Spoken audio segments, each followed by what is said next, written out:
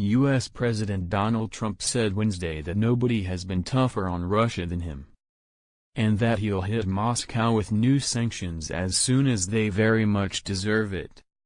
He also said building a good relationship with Russia is a good, not bad thing. Trump commented a day after an internal White House quarrel over the timing of potential new punishment for Russia exploded into public view. He blamed the news media for spreading a narrative that he said portrays him as being afraid to stand up to Russia.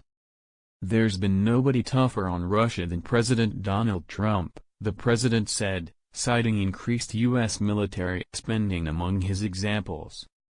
"With the media, no matter what I did, it's never tough enough, because that's their narrative. But Russia will tell you, there's been nobody tougher than Donald Trump."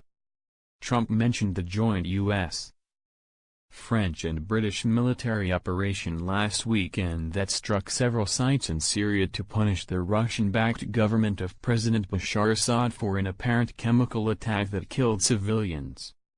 Trump said the strike was absolute precision.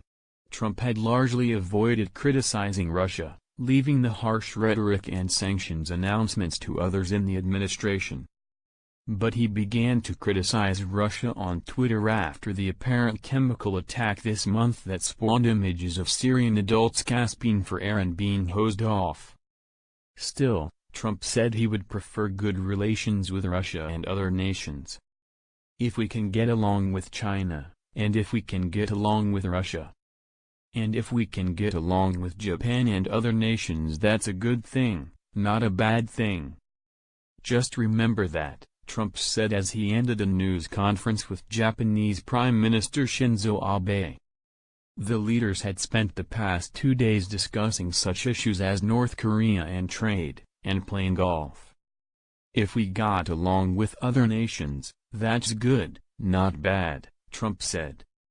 A day earlier, an internal White House quarrel over the timing of new Russia sanctions played out in public after Trump's new economic advisor suggested UN Ambassador Nikki Haley suffered from momentary confusion. Haley said Sunday on CBS Face the Nation that new sanctions directed at companies associated with Syria's chemical weapons program would be announced Monday, but they weren't. Larry Kudlow, director of the National Economic Council, told reporters Tuesday that Haley got ahead of the curve, adding, "There might have been some momentary confusion about that." Haley retorted with a statement to Fox News saying, "With all due respect, I don't get confused."